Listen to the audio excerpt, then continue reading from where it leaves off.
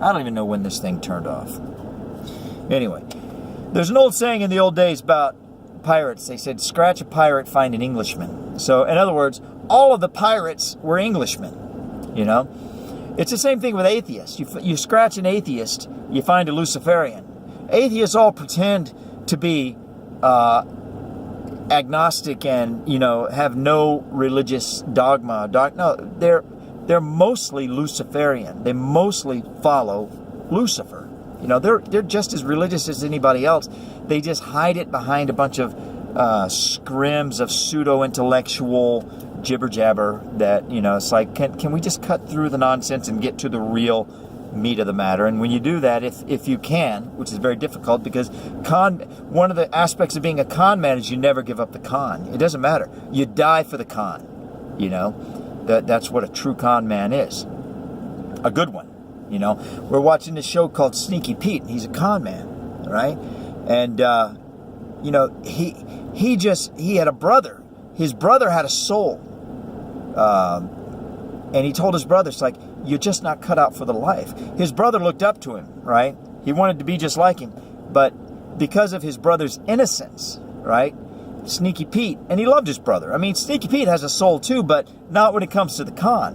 When it comes to the con, he'll go to the end with the con. He'll go over the cliff for the con, right? And that's what a real con man is somebody that never, ever, ever gives up the con. So it's very difficult to get an atheist to give up the con. It's very difficult to give a Luciferian, when he's playing a con, to give up the con. Like these Luciferians, they go into the field of medicine, they pretend to be doctors. No, they're Luciferians, man. They don't care about people. They're figuring out a way to use the field of medicine to advance the cause of their faith, right? But to try to give a Luciferian, to try to get a Luciferian to give up the con that he's a doctor that cares about people, no, that ain't going to happen. A Luciferian that goes into the clergy, right, to be a preacher or a priest, trying to get a Luciferian to give up the con that he's a preacher, not going to happen. It ain't going to happen. They are not going to give up their con, right? Or, you know, a judge or a lawyer or a police officer or a school teacher. These Satanists, these Luciferians, they're, you know, it's just the nature of a secret society to be a con. You can't be secret without being a con.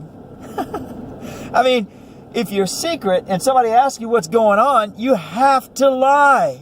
You have to lie. You can't tell the truth. You're secret, right? So the Freemasons, the secret societies, they are all about creating a subculture of con men and con women. The charities, especially the children's charities, they're all cons. Not all, but largely they're cons. I'm almost to the point I was like, I will never give money to a charity. I mean, even if they're good, right?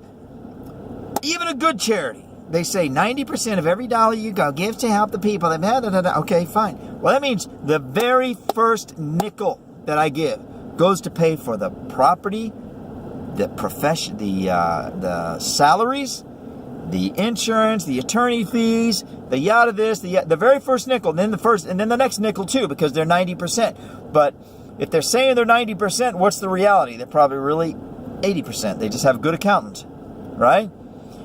They might be 60% and say they're 90%. It just depends on who their accountant is, right? And that's just the good ones. Not all of them are good. God only knows where the bad ones are. You give $1 to a charity that's bad, and 95% goes to pay the salaries and the building fees and the attorneys and the galas, the fundraising galas, and the this and the that and that and this, and it's like a nickel goes to the people to help the people. You know, no. Most of the children's charities are fronts for human trafficking. All these hospitals that they build for children's charities. Look, if you want to go into business and make a lot of money, start a charity. I mean, these children's hospitals, the regular hospitals have to work all year long to raise money for their cause. Children's charities raise their entire yearly budget in one day. People hear children and they just open their checkbook and they start paying money. They just say Now, what kind of person do you think is attracted to a charity that has a $1.2 billion budget, or a $400 million budget, or an $80 million budget, right? Who wants to sit up on top of that budget and declare what goes what, and declare what gets categorized as what, right? So we need to show that we're, 86 cents out of every dollar goes to, okay, how do we do that? How do we move the shell, the little shells, like in a shell game? How do we move the shells around to make the report say what we want it to say? You got the internal report, you got the public-facing report, you got the report for the auditors, you got the report for the internal auditors, the report for the external, and they're all different numbers, right? So, anyway, these institutions are all corrupt. I've pretty much lost my chain of thought. My fiance is angry at me because I've been going on about this forever, and I didn't tell her I was going to stop and make a video.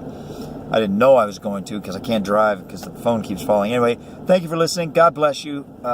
Thank you for suffering along with me on this, and have a wonderful evening. Bye.